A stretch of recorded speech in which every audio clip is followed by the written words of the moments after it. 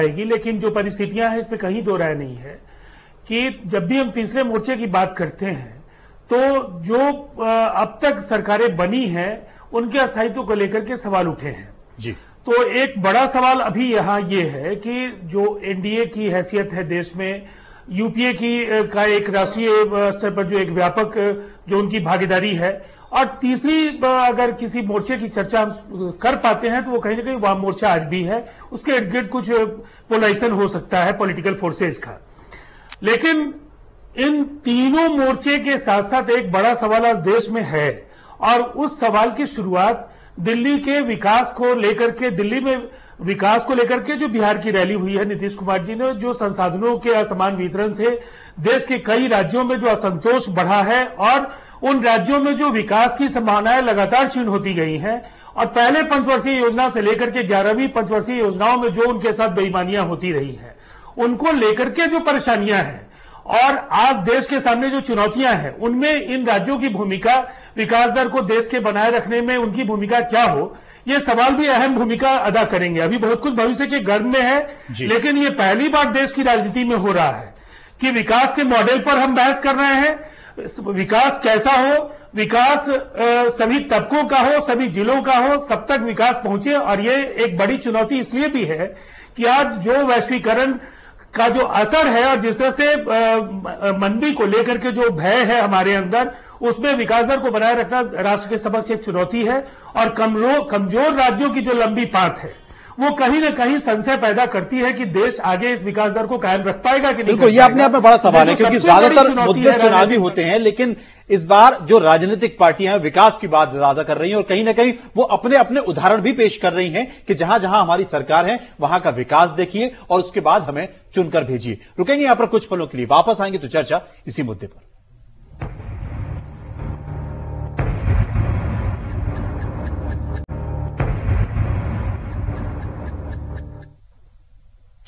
तमाम तरह की बातें हैं, लेकिन इस बीच कुछ राजनीतिक पंडित यह भी कह रहे हैं कि यूपीए, एनडीए और लेफ्ट मोर्चा है, इसके अलावा कोई मोर्चा नहीं बन सकता।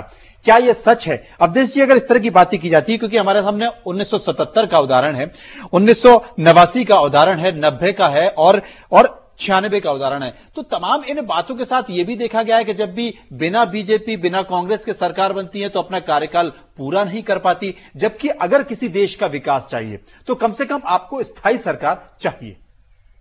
नहीं, बिल्कुल आपकी बात ठीक है कि अगर देश का विकास चाहिए तो अस्थायी सरकार चाहिए, लेकिन यह बाद का विषय है कि वो सरकार चलेगी या नहीं चलेगी। अगर इस देश के दो बड़े दलों की मैं बात करूं, कांग्रेस और भाजपा, अगर समय रहते इन्होंने सही तरीके से काम नहीं किया तो तीसरे मोर्चे को बनने से कोई रोक नहीं सकता है। यह इनकी जिम्मेवारी है। देखिए, संबित पात्रा जी कह रहे हैं कि इनस्टेबिलिटी है, चलिए हम इसको मान लेते हैं, लेकिन स्टेबिलिटी का मॉडल आपकी तरफ से भी कहां आ रहा है?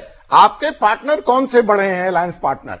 तो स्वाभाविक है कि जब ये लोग टूटेंगे और ये आपके साथ नहीं जा रहे हैं तो तीसरा मोर्चा ही खड़ा होगा। तो देश एक जिसको कहते हैं कि चौबे जी चले थे 26 बनने, दूबे बन के वापस आए, तो जिस अस्थायित्व की हम बात कर रहे हैं उससे और ज्यादा अस्थायित्व की तरफ, इनस्टेबिलिटी की तरफ हम बढ़ रहे हैं। जी, महावल जी हमारे साथ है। महावल जी, ये कहा जा रहा है कि अब जब भी सरकार कोई बनेगी तो वो गठबंधन की सरकार होगी, और अगर गठबंधन की सरकार होगी तो वो सरकार स्थायी नहीं होगी, क्योंकि तमाम उसके साथ जो छोटे छोटे राजनीतिक दल जुड़े हुए हैं वो अपनी अपनी सौदेबाजी करेंगे। देखिए, 2014 में आपको बताएंगे जो 2014 में अस्तित्व कैसे है, लेकिन अभी हमारे दोनों वक्ता बोले थे विकास की मॉडल की बात कर रहे थे, तो विकास की मॉडल की बात केंद्र सरकार ही दिया, सर्व शिक्षा अभियान का, उस पर राज्य विकास कर रही है। केंद्र सरकार ही दिया मनरेगा, उस पर विकास कर रही है। तो केंद्र सरकार ही दिया पेंशन, उस पर विकास। तो आज विकास की गति तेज हुआ केंद्र सरकार के माध्यम से। जो भी सरकार काम कर रही है केंद्र सरकार की योजना पर ही काम कर रही है।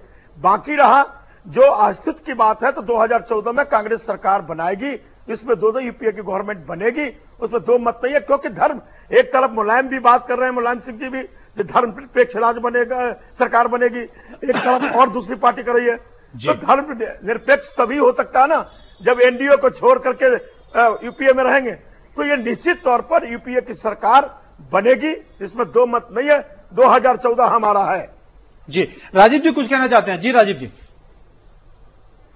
देखिए, सबसे पहले महाबल मिश्र जी एक अनुभवी सांसद हैं लेकिन मैंने अगर विकास की बात की है तो उसके साथ अकाट्य तर्क है जिनका जवाब इनके पास नहीं होगा। आज देश के प्लान आउट का साइज 16,65,000 करोड़ रुपए का है। हमारे राज्य के जो बजटीय आकार की संभावना है वो 34,000 करोड़ का है।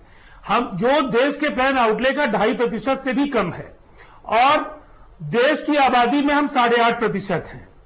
तो आप कैसे संतुलित विकास की बात करते हैं? पहली पंचवर्षीय योजना में महाराष्ट्र का पर कैपिटा प्लान आउटले 42 रुपए था और हमारे राज्य का 7 रुपए था पर कैपिटा इनकम, और ये फासला बढ़ता गया, 6 गुने का फर्क था। आज नेशनल जो एवरेज है पर कैपिटा इनकम का देश के औसत का तीसरा हिस्सा है बिहार का।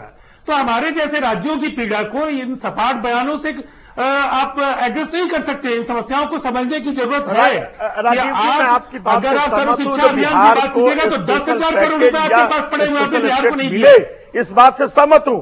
पहले सुनिए, बिहार गुजरात की बात करते हैं, महाराष्ट्र का, तो वहां सोर्स ऑफ इनकम है। बिहार में सेल टैक्स नहीं है, इनकम टैक्स नहीं है, फैक्ट्रियां नहीं है, बिजली नहीं है, तो इसके लिए केंद्र सरकार को बिहार में सुनिए, बिहार का वो दौर भी था जब बिहार के इंटरनल रिसोर्सेज का 2% कंट्रीब्यूशन होता था और आज हम बोरोइंग और अपने स्टेट इंटरनल रिसोर्सेज से प्लान आउटले का 75 से 76%। मैं राजीव जी, मैं नीतीश जी की बड़ाई करता हूं, मैं नीतीश जी को बड़ाई करता हूं। बिल्कुल, और नीतीश जी भी सरकार यूपीए की तारीफ करते हैं, यूपीए के नेताओं की तारीफ करते हैं, और अब महाबल जी भी यानी कि कांग्रेस के नेता हैं वो नीतीश जी की तारीफ करते देखे जा रहे हैं। लेकिन इस बीच जो तमाम तरीके जिक्र हुआ है, संबित साहब क्या कहना चाहेंगे? देखिए, सबसे महत्वपूर्ण विषय है, मैं महाबल जी से कहना चाहूंगा कि महाबल जी ने बड़े कॉन्फिडेंस के साथ कहा कि विकास के ऊपर चुनाव लड़ा जाएगा, और चूंकि विकास को किसी ने सिखाया है तो वो यूपीए के सरकार ने सिखाया है। तो मैं महाबल जी के इस गलतफहमी को तोड़ दूं और सच्चाई बता दूं, उन्हें आईना दिखा दूं कि यूपीए ने कुछ सिखाया है तो वो स्कैम सिखाया है और करप्शन सिखाया है, विकास नहीं सिखाया है। आप देखिए, उन्होंने मनरेगा की बात कही। मनरेगा में खुद ही इनकी सरकार मानती है कि 30% जो है वो मनी साइफोनिंग हो जाता है, लीकेज हो जाता है, जो पैसा ऊपर से जाता है वो नीचे तक पहुंच। महाबल जी, जब आप कह रहे थे तो मैं चुप था, कृपा करके आप 2 मिनट सुन ले मेरी बात, फिर आप जो कहेंगे, आप बड़े हैं, मैं जरूर सुनूंगा। मेरा कहने का तात्पर्य है कि आपने विकास नहीं, आपने करप्शन सिखाया है। विकास किसी ने सिखाया है तो वो एनडीए एवं घटक दलों द्वारा शासित राज्यों ने सिखाया है। गुजरात के मॉडल ने सिखाया है, बिहार के मॉडल ने, छत्तीसगढ़ के मॉडल ने, मध्य प्रदेश ने विकास सिखाया है। आज हिंदुस्तान में अगर विकास के मॉडल पर राजनीति की बात हो रही है तो आप भी भली भांति जानते हैं कि वो एनडीए शासित राज्यों के विकास के आधार पर हो रही है, ना कि केंद्र शासित कांग्रेस के सरकार के द्वारा। यह बात आप अच्छे से जी महावल साहब।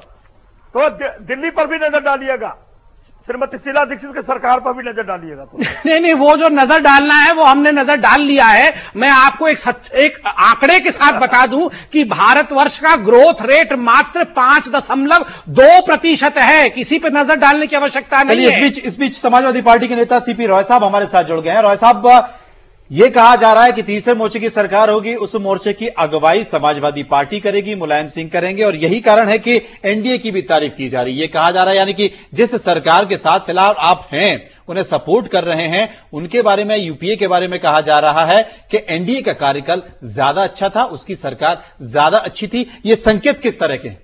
संदर्भ मात्र है, इसमें कोई संकेत समझने की जरूरत नहीं है, केवल संदर्भ है। संदर्भ में जब कहा गया तो यह भी कहा गया कि यूपीए की पूरी कार का पूरा समय सिर्फ स्कैम्स में बीता है। एक के बाद एक घोटाले निकलते जा रहे हैं और पता नहीं चुनाव की घोषणा तक कितने घोटाले अभी और दफा जो निकल के आएंगे। जिस फाइल को भी खोला जाए उसमें से घोटाला निकल रहा है। सिर्फ इस संदर्भ में कहा गया कि कम से कम इसके मुकाबले में इससे बेहतर सरकार, इस घोटाले के मामले में इससे बेहतर सरकार थी वो। जी सीपी रॉय साहब, आपकी आवाज साफ नहीं आ रही, आपसे दोबारा बात की जाएगी। अजय जी हमारे साथ बने। अजय जी, अगर एनडीए की तारीफ समाजवादी पार्टी कर सकती है, उसके कार्य की तारीफ समाजवादी पार्टी कर सकती है, तो तारीफ कहीं ना कहीं समाजवादी पार्टी फिर गुजरात की भी करे, नरेंद्र मोदी भी करे, क्योंकि उन्होंने भी वहां पर विकास किया है, कई तरह की अच्छी योजना की है, लेकिन उससे समाजवादी पार्टी बचती है क्यों? नहीं, देखिए, इसमें मैं 2 बातें कहूंगा। मैंने आपसे समय भी मांगा था जब ये दोनों दल के लोग यहां पे बैठे हैं और अपने अपने विकास मॉडल की और अपने अपने विकास की चर्चा कर रहे थे। मैं इन दोनों ही बातों से कतई सहमत नहीं है। वो अगर 2.5% का नेशनल ग्रोथ है तो मोदी जी को यह भी बताना पड़ेगा कि कुपोषण में नंबर 1 है गुजरात। मोदी जी को यह भी बताना पड़ेगा कि जो वहां पे इंक्लूसिव ग्रोथ है वो नहीं हुआ है। तो ऐसे बहुत सारे सवाल हैं। आज का विषय थर्ड फ्रंट की है, इसलिए मैं विकास के मुद्दे पे यहां नहीं जाना चाहता हूं। लेकिन इसमें चाहे नीतीश जी की सरकार हो, उनका भी रिकॉर्ड विकास का जो दिखाने का है, हाथी के दांत दिखाने के और खाने के और सबका ठीकरा केंद्र पे फोड़ देना कि इन सब चीज के लिए आप रिस्पॉन्सिबल है, मैं इन बातों से सहमत हूं। जहां